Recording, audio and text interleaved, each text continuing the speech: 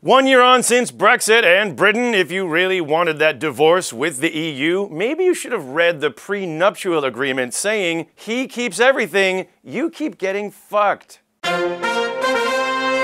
Before the Brexit vote 1 year ago, I predicted that A, the UK would vote to leave the EU, and B, it would never actually happen.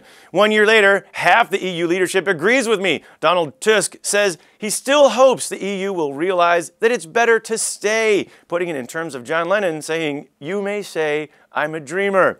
Jean-Claude Juncker put it in terms of Paul McCartney, "Let it be." According to The Independent, they've been saying if the referendum would be held again today, Brexit would clearly lose, partly because, given the age of the average Brexit voter, many of them are now dead. But Brexit negotiations are indeed underway. And what is the status of both parties entering the negotiation? The EU has been going from strength to strength, telling right-wing populists to sit down, telling Donald Trump he can wait his turn.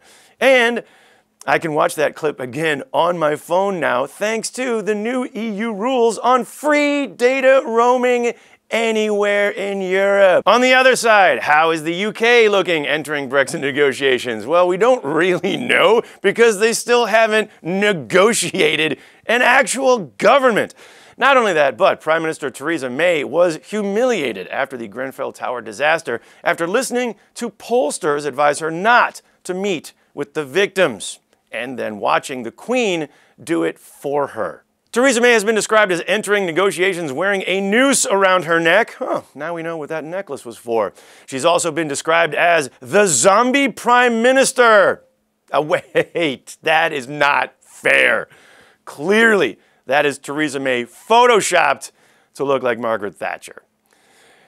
And during the Queen's speech, the Prime Minister set the agenda for what is now known as the Great Repeal, taking back all the powers from Brussels and granting them to Westminster. But turns out a number of people can block that plan, like the Scottish National Parliament, who said, "I don't think so," and the House of Lords, who can perpetually delay every element of Brexit.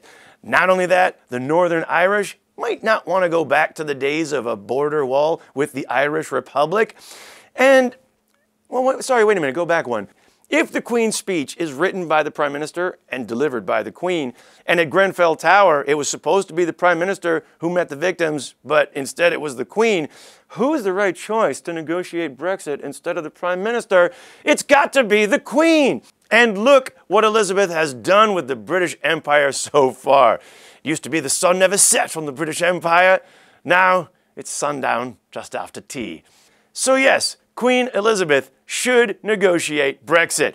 Scotland will leave and remain part of the EU. Northern Ireland will end up part of the EU. Wales probably also split off. We'll take them in the EU. Britain, face it, if you continue down the path of independence from Europe, your beloved England will be nothing more than a white man in a white van driving around nowhere in Essex.